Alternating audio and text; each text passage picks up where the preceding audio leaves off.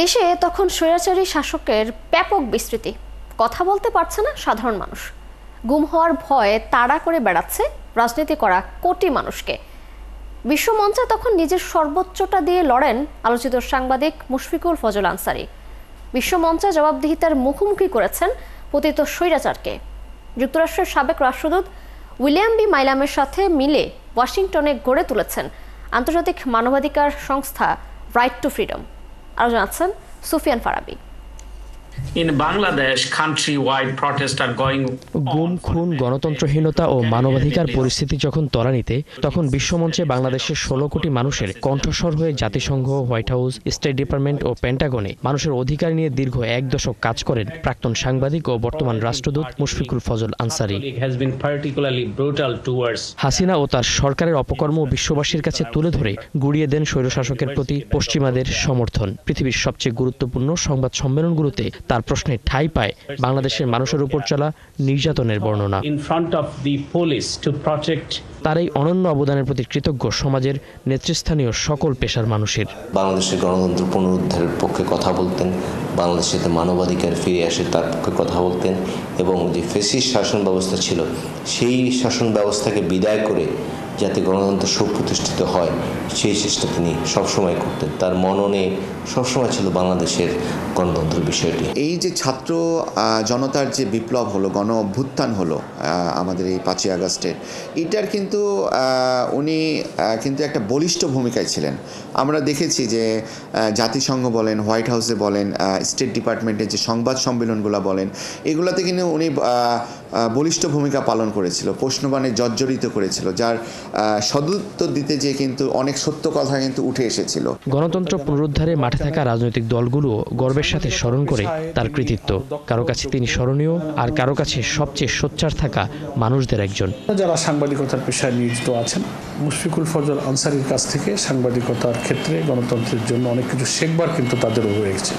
আশা করি সাহসী সাংবাদিকতা এবং ইয়েলো জার্নালিজম থেকে নিজেকে রক্ষা করতে পারা, সত্যকে সত্য বলতে পারা, সাদাকে সাদা বলতে পারা, কালাকে কালা বলতে পারার এই যে ইথিক্সটা, সেক্ষেত্রে এখানে অনেক কিছুই তার থেকে বুঝবার আছে, শেখবার আছে। প্রথম যে 2 হত্যা কথা, সেটা কিন্তু মুশফিক ফজল আনসারী প্রশ্নের মধ্য দিয়েই আপনার জাতিসংঘের কাছ থেকে বেরিয়ে আসে, এবং পরবর্তীকালে আমরা দেখেছি যে জাতিসংঘের যে রিপোর্ট, সেই রিপোর্টে সেই বিষয়গুলো কিন্তু হুবহু পরিষ্কারভাবে এসেছে, এবং ফ্যাসিস্ট হাসিনা সরকারের যে হত্যা, নির্যাতন, তার নির্দেশে যে সব কিছু হয়েছে, এই কথাগুলো কিন্তু মুশফিক ফজল আনসারীর বুদ্ধিদীপ্ত প্রশ্নের কারণেই সেগুলো বেরিয়ে এসছে মার্কিন সরকারের কাছ থেকে এবং জাতিসংঘের কাছ থেকে। জাতীয় ঐক্যমত্য কমিশনের অন্যতম সদস্য ডক্টর বদিউর আলম মজুমদারের চোখে গণতান্ত্রিক লড়াইয়ে সিপাহ সালারের ভূমিকা পালন করেছেন মুশফিকুল ফজল আনসারী। একজন দেশপ্রেমী বাংলাদেশি, সে অসাধারণ ভূমিকা পালন করেছে।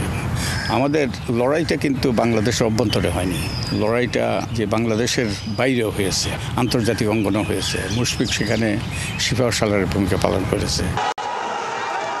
দিনটা 2024-এর 16 জুলাই। কোটা সংস্কার আন্দোলনের সময় সেদিন নিহত হন 2 জন।